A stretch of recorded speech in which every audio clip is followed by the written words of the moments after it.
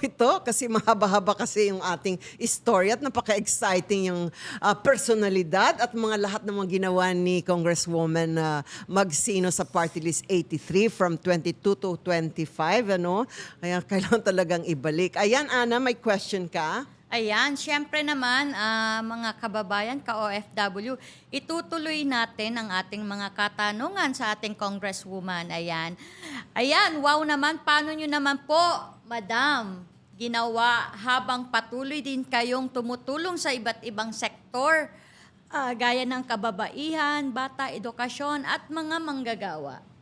Unang-una po, tayo po sa 83 OFW Party List, hindi po natin pwedeng pabayaan ang ating mga kababayan, whether kayo po ay OFW, hindi po kayo OFW, kayo po ay bibigyan natin ng mga benepisyo kagaya ng mga medical assistance, kagaya ng mga scholarship. Ito pong aming data na sasabihin po sa inyo na 11,247 na nabigyan po natin ng lunas sa kanilang mga karamdaman ay January 2025 pa po or latter part ng December 2024. Tayo po ay nagbigay ng mga medical at ang napakaganda po na marami po yan. Pero lately po, nung nagpunta ako ng UAE, may OFW tayo doon na ang anak po niya ay nasa Zamboanga na sagasaan. So meron po kami binigay na QR code na yung QR code na yon pag in-scan ninyo, lalabas po yung name, address, second na box, pag in-scan nyo, nandun yung mga hospital na pwede pong hinga ng tulong at magbibigay po kami ng guarantee letter, may repatriation, may burial, may scholarship. Kumbaga, naka-QR code. Iba na po kasi pag mga bagets sa mga kasamahan mo, di ba? So ngayon po, nawala niya yung QR code na yon. Sa UAE ito hinanap niya, nakahanap siya ng isang Filipino natin na merong QR code, nakakonect po sa atin. Umiiyak, ma'am, ganito, nasagasaan, 3 araw na po, hindi maoperahan. Bakit? Ano nangyari? Magkano kailangan? So right there and there, 2 o'clock in the morning, minessage ko po yung Chief of Staff ko, si Ms. Monique, Chief, kailangan ayusin natin to. Nasa UAE Town Hall meeting natin to. God is so good, na operahan po at nagbayad po mula po sa pera syempre ng ating taong bayan, sa ating gobyerno ng 350,000 pesos. Yung pong operasyon doon po sa anak ng UAE natin na OFW. Isa pa pong pinaoperahan natin a week ago, 1 year and 6 months na babae, butas sa puso. Oh. Hindi po maoperahan, kailangan po mag-down payment. Nagbigay po tayo ng 250,000 pesos. Ayaw pa rin pong operahan, kailangan full na guarantee na babayaran. Inabot po ng 750,000 pesos at sinolder po ng buo ng OFW Party List. Paano po natin nagagawa yan? Hindi namin po pera yan. Yan po ay pera po ng ating mga taxes, nanggaling po sa ating lahat. Pera po nanggaling sa remittances ng ating mga OFW. Kaya ibinibigay po ng administrasyon natin sa inyo. Dahil ang sabi nga po ng ating mahal na Pangulo, ang para sa tao ay ibigay para sa tao. Kayo po ang sandigan at kakampi natin saan man sa mundo dahil sa inyong mga remittances. Tayo po'y sumusunod sa mandato ng ating administrasyon at tayo naman po kaya nasa OFW Party List ay para maging kampiyon ninyo sa Kongreso at para makipaglaban po para sa inyo. Kaya nandito po kami. Napakarami po natin mga napaoperahan, napaanak, na hydrocephalus, at lahat po niyan na hindi ko alam nung wala pa po ako sa politika, personal na pera. Dahil po sa aking Buhay OFW Foundation at Millicent Foundation, hindi ko alam na may pondo pala po. May mayor dyan, may congressman, may governor, lahat Hindi kasi yan. natin alam. May pondo, hindi ko alam. Kasi nga po, ang alam ko lang, yung artista ko, television host ako, nag-i-interview ako, nagnenegosyo ako, yun lang ang alam ko. Sabi ko, ang dami palang pondo, hindi lang alam. Information, dissemination, and awareness, may pera po ang gobyerno natin. Kaya po tayo may DOLE, may TESDA, may DMW, may OWA, may Department of Health, may Foreign Affairs. Lahat po yan, binibigyan po ng budget ng Kongreso dahil kung wala pong budget mula sa Kongreso, hindi po aandar ang mga ahensya natin. Kaya po tandaan nyo po yan, July, naku na, SONA na pinag-uusapan. Mukhang latter part ko na po lang sasabihin yon. Pero tinatapos po natin na mas maaga ang mga budget deliberation. Nagsisimula po yan ng August, September, tapos na po kami sa Kongreso. Hanggang December, tatapusin po ng Senado dahil kinakailangan po may budget ang mga ahensya na itutulong po sa ating mga OFWs, itutulong po sa lahat ng mga Pilipino na nasa ating bansa. And to add to that, kaya so important na may kilala po tayo na magre-represent sa atin sa Kongreso gaya ng Party List 83. Ngayon kilala na natin at yung programa natin tungkol sa mga OFW, seafarers, and all Filipinos Yes. living abroad. Yes. So, kailangan din connection kasi minsan Opo, opo. Parang ang hirap, hingi mo dole, ang hirap pang mag-connect. Tawagan mo yung DMW, mabilis. May hotline talaga, talagang may sumasagot. Ang OWA din. Pero sana lahat ng mga departamento na makakatulong sa mga OFW and mga Filipinos issues abroad ay madali rin. Pero ayan na, may hotline na tayo kay Madam at kilala na natin siya at Yes. magiging regular host Call na rin away. natin siya para malaman natin yung mga bago at anong mga programa at proyekto na pwede nating malapitan Oh, ayan, si iboto Madam. Ha? So natin iboto natin yung party list. Yan ang- Number 83. Yeah. Yan ang talagang rason ko kung Ay, bakit nako. gusto ko na iparating sa tao, mga kababayan natin, about you. Yes, thank Kasi you so much. nag-research po ako mabuti kasi Oo, hindi... naramdaman ko nga. Nakita ko research talaga. Ayaw na ayaw ko po yung mag-interview na, bakit? Bayadan ka ba?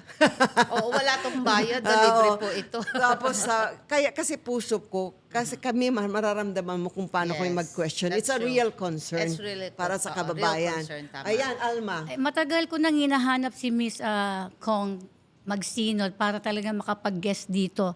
At sa mga narinig ko sa kanya ngayon, ako parang naligayahan ng puso ko dahil OFW po kasi ako. Thank you. So dumako po naman tayo po sa mga seafarer. No? With regards to seafarers, Magna Carta for seafarer, 80% allotment. Yung issue na yan. Yung issue na yan. Yung issue na Okay. yan. Yan yung Section 38 of the Magna Carta, Congresswoman, that the seafarer is required to make an allotment daw, which shall be payable once a month to the seafarer's designated allottee, kung sino yung tumatanggap.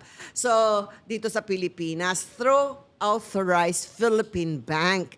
yung allotment shall be at least daw 80% of the seafarer's monthly salary. Ang daming umiiyak. Yes.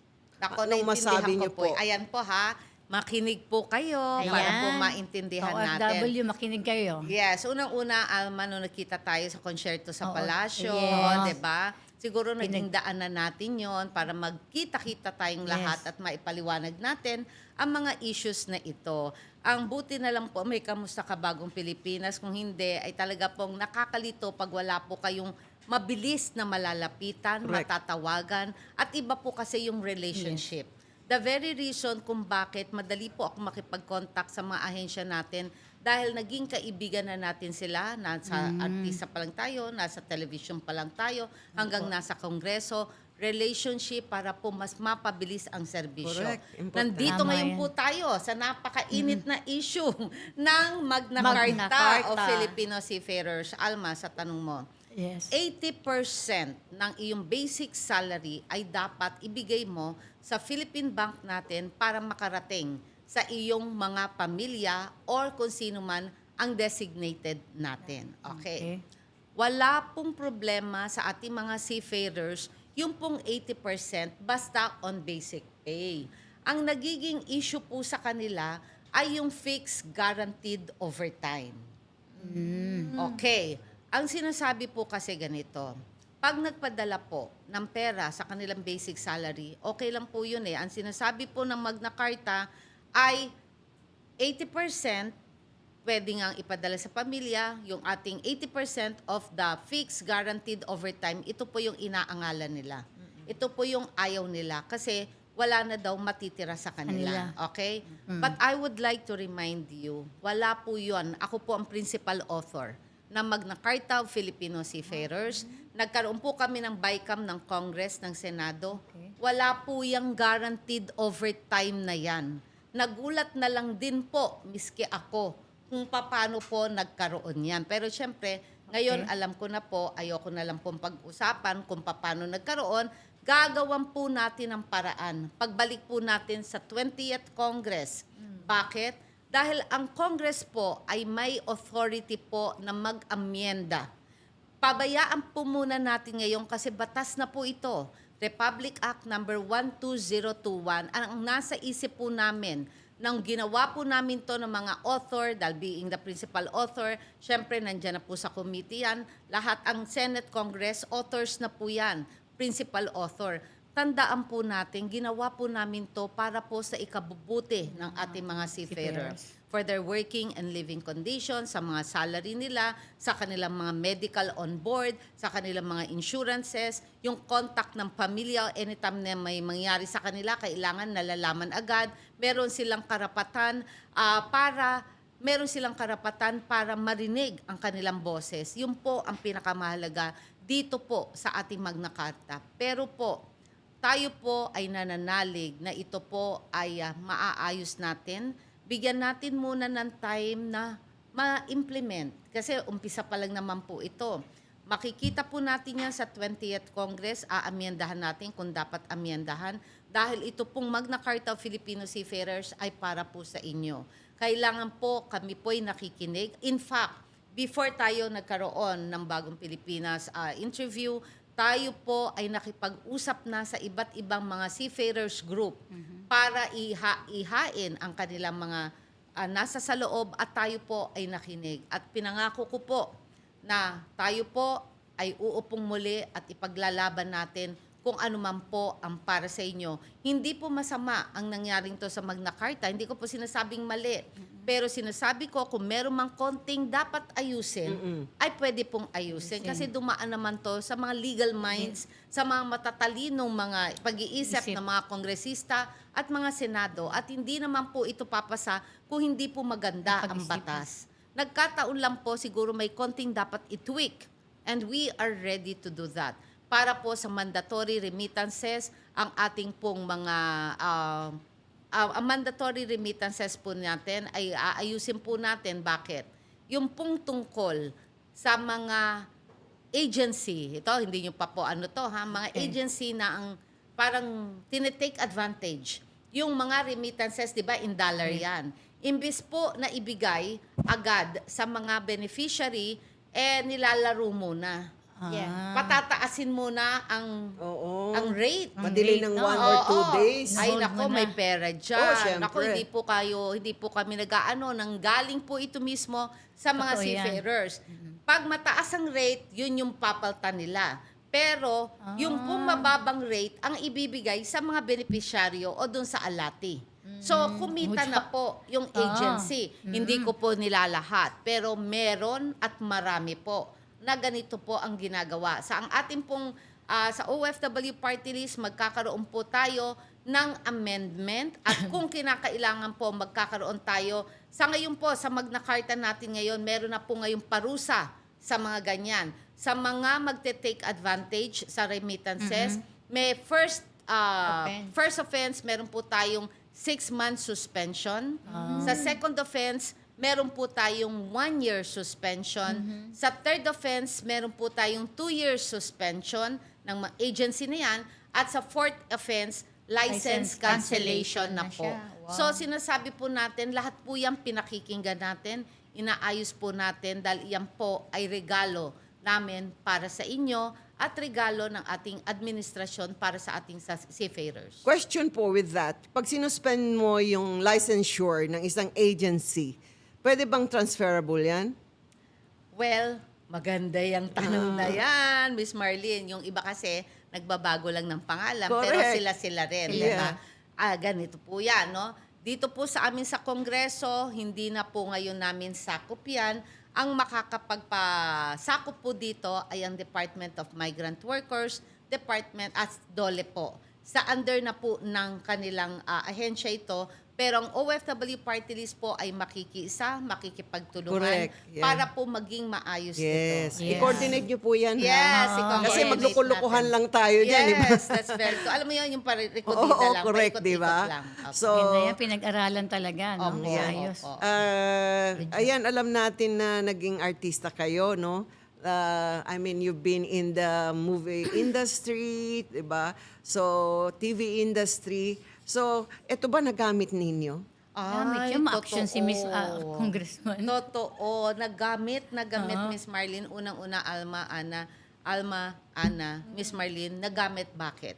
Dahil po, hindi na po tayo mahiyain. Ibig Yes. sabihin, kahit maraming tao, Sanay ka kahit na sa isang tao, dalawa, 100,000, hindi na po tayo May nahihiyang stage magsalita. presence. Wala na akong hiya your stage presence, stage fright, wala na po tayo dito.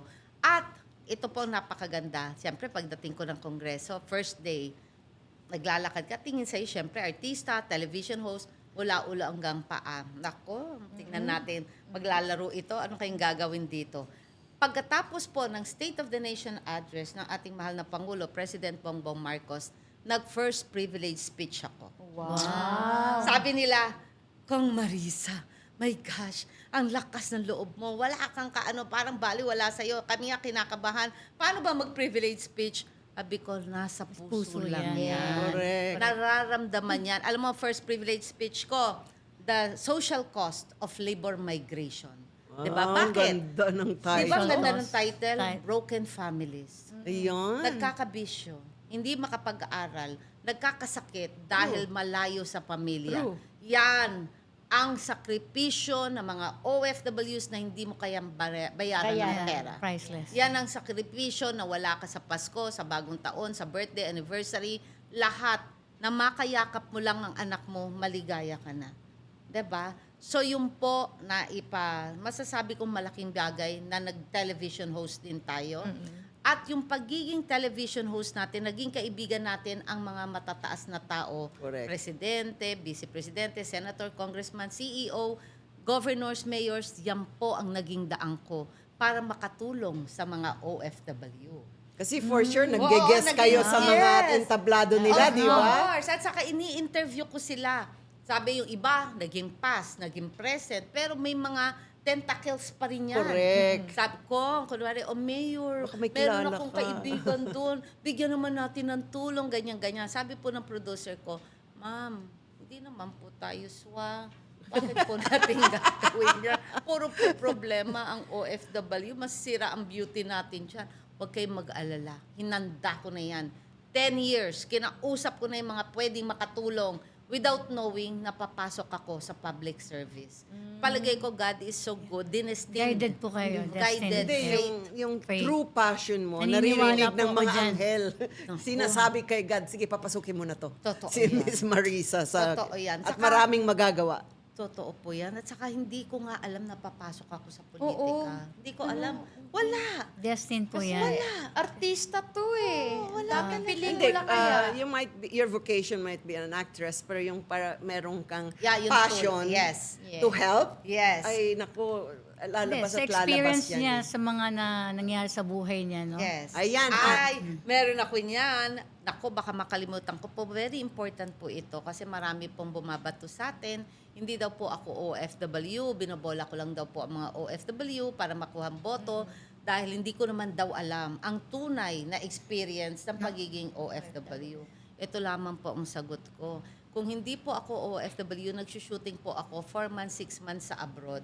Hindi lang po tuloy-tuloy na 2 years.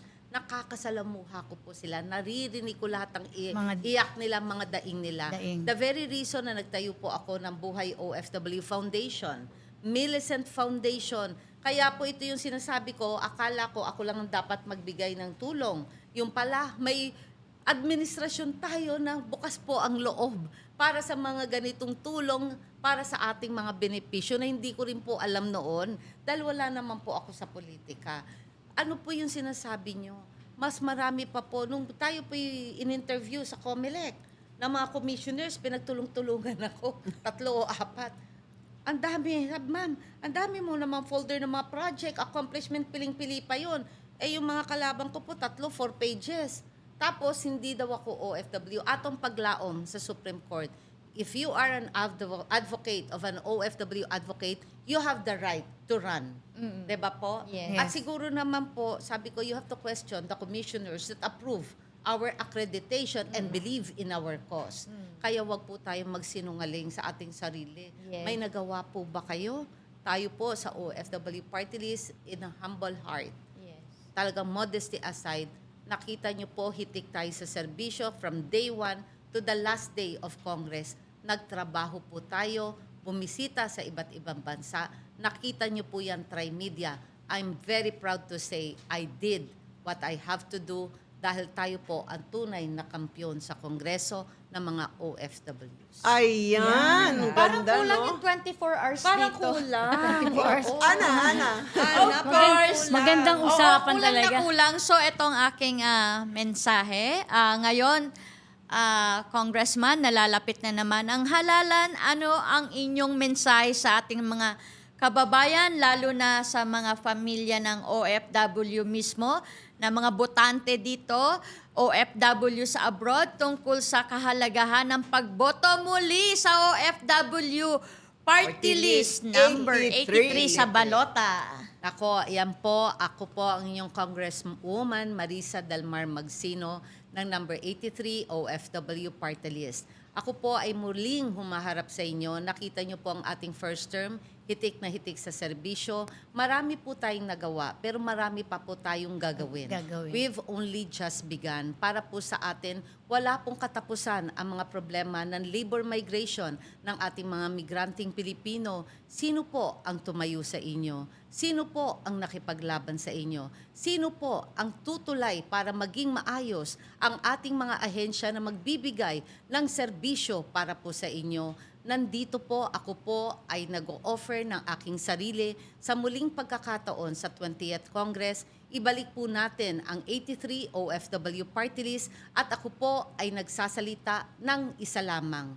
Ako po ay inyong mapagkakatiwalaan, hindi po ako mandaraya, hindi po ako sinungaling, puro katotohanan lamang po ang maririnig ninyo tungkol sa akin dahil nahihiya po akong magsinungaling at hindi po tayo magnanakaw. Ang akin po tapat na serbisyo, tunay na paglaban para sa inyong karapatan. Huwag po tayong magpa-loko, magpadala sa mga taong naninira para sirain ang ating OFW Party List dahil alam niyo po sa puso ninyo, nararamdaman niyo po kami, naririnig niyo po kami at nakikita niyo po ang ating ginagawa, mga ginawa at gagawin pa. At alam ko po na tayo po ay guided. It's faith. Tayo po ay naniniwala, tayo po ay may Diyos, tayo po ay may katakot-takot na mga ambisyon at misyon na dapat pong gawin. At ito po ay isa lamang po. Tayo po ay nangarap na magkaroon ng isang OFW Convention and Tourism Center sa ating pong 20 years sa ating pong pagiging negosyante. Nakapag-impok po tayo. Tayo po ay nag-donate ng almost 8,000 square meters po sa Berinayan, Laurel, Batangas. Kami po ay nag-groundbreaking na at ako po I'm very happy dahil binigyan naman po ng suporta ng Kongreso para po mabigyan ng budget ang ating OFW Convention and Tourism Center at gusto ko po lahat po mga OFWs pagka may event, libre. Seafarers may event, libre. Pwede rin tayo doon, ha? Mga LGUs, discounted lang kayo. Siyempre, may upkeep naman yon. At ang magpapatakbo po dito, nakipag-usap na rin po tayo sa tourism kay Secretary Frasco at ang CHESA po ang magiging property management at siyempre may kukunin din silang magmamanage dito. Ang lahat po na magiging revenue dito ay dahil lang sa magiging upkeep ng convention. Wala pong hahawakan, wala pong tatanggapin ang OFW Party List dahil ang pagmamahal ko po sa inyo is 22 years ago. Hindi pa po tayo magkakakilala, hindi pa po kami kasama sa politika, pero kayo po mga natulungan ko, napaanak, napaoperahan, na medical mission, kayo po ang nagluklok sa 83 OFW Party List. Ma'am, kayo pala ang OFW Party List, iboboto po namin kayo. God is so good and this is destined.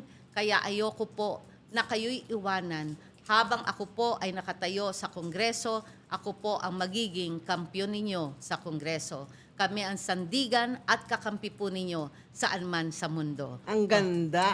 Pero to add to that, add-on ko lang, ano yung convention center? Ilan ang kaya niya po? Ay, malaki siya. O, gaano kadami? Ang ating OFW Convention and Tourism Center can hold more than 1,000 na okay. mga guest. May exhibition hall, may trade hall, meron po siyang parang bibigyan ko ng office sa mga OFW permanent, seafarers permanent office, para po sa ganon ay magkaroon po ng tunay na bahay na hindi Ang po galing. kung saan-saan na lang. Wala kaming Pupunta. place, ang mahal-mahal. Saan kami mag-i-event na mo problema? Meron na po kayong pupuntahan. Pag may mga support group, legal assistance, mga tulong, pati sa mga training, seminars, pwede nyo na pong gawin doon ng libre. Yun po ang kondisyones ko sa pagdodonate po ng lote. Ayan. If I mind you lang po, para lang malaman nila ba't ako nagdodonate. Tayo po ang chairwoman emerita ng National Real Estate Association ng buong Pilipinas po. Kaya, Kaya, galing. Yung magandang galing. connection na yan, dapat talaga Ay, ibalik natin. Marami pang pag-uusapan. Parang That's kulang why po. I ask you that kasi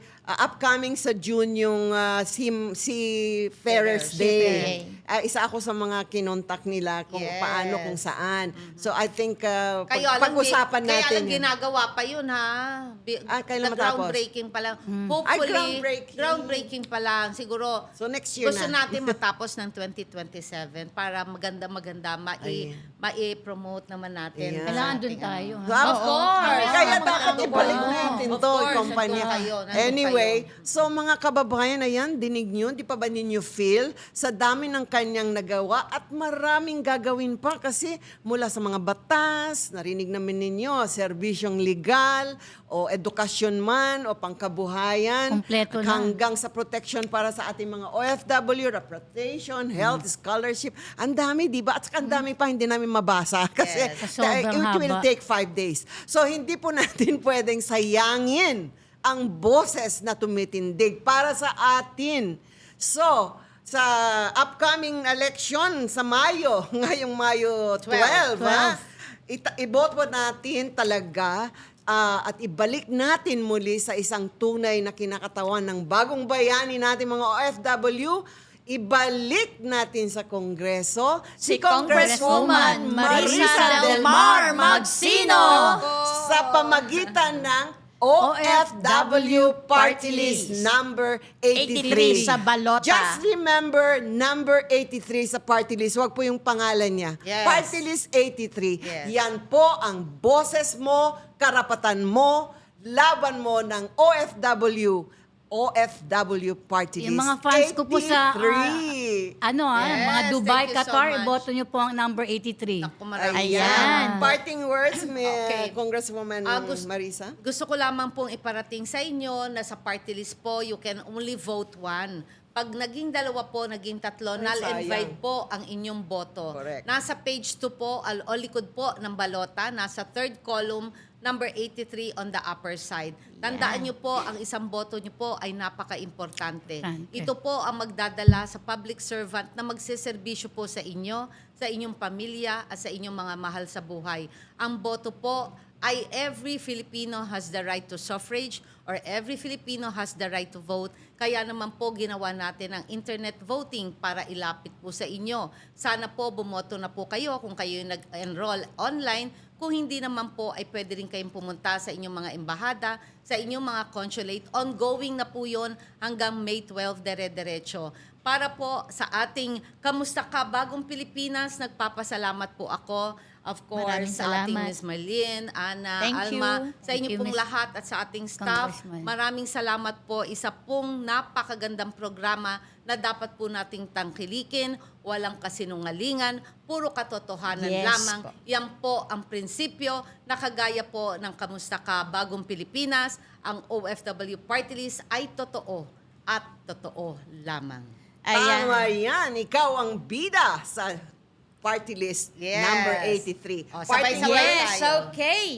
Ladies and gentlemen, salamat sa ating guest, sa ating 83 OFW Party List at Please follow us po sa aming YouTube channel, Kamusta Ka Bagong Pilipinas? Of course, sa aming Facebook also, Kamusta Ka Bagong Pilipinas? At sa mga TikToks natin. Yes, of course, sa may TikTok TikTok, ko, ah. Bagong Pilipinas 143 po. Alma. Wow, Huwag niyong very kakalimutan, 83 OFW Party List. Ayan. So, sa mga fans ko dyan, Wow, sa ganito, mga 140, UAE, 143. Yan. 143. Ayan. 140. So, really, thank you so much My again, pleasure. Congresswoman Magsino. Ay, next time, let's talk about... Ayan, nga may pala, magazine siya meron dyan. nga book Pala. ang ating congresswoman. So, Ayan. mag-thank you muna tayo din Ayan, sa oh, ating ganda. Bagong Pilipinas studio, lalo sa ating director sa tech group Yes. ng Bagong Pilipinas. Mr. Yes. Mark. Kinakatawan ni Sir Mark Anthony Maban at ang ating mga makisig na cameraman. Nawala Jason. na yung iba. Mga bagets. Sina Jason, at si Angelo. Angelo, at saka yung isa kanina, si Angelo umalis na, no? Of Okay. course, assistant Si Miss Doreen. ni Communication Miss, Director yes, na ang Miss Congressman Doreen. Director. Mukhang Ay- nag-enjoy yung mga staff natin kay Miss Ayan, Magsino. tayo, sabay-sabay tayo. O, dapat sabihin na. Ang boto mo, sagrado, Do? at iboto, ibalik ang party list sa Kongreso. OFW 83 sa balota. Yes. Yes. OFW party list sa balota, huwag kalimutan. OFW Bye. Party List 83 OFW, ikaw ang bida. Bye. Mwah. Malayo sa pamilya dahil kailangang magtrabaho sa ibang bansa? Huwag mag-alala sa number 83 OFW Party List, bida ka! Sa 83 OFW Party List at kay Congresswoman Marisa Del Mar Magsino, bida ang kabuhayan, kalusugan, edukasyon, agarang aksyon, praktikal na solusyon para sa ating mga OFW. Ang 83 OFW Party List ay sandigan at kakampi mo saan man sa mundo. Iboto ang number 83 OFW Party List. OFW, ikaw ang bida! OFW Party List.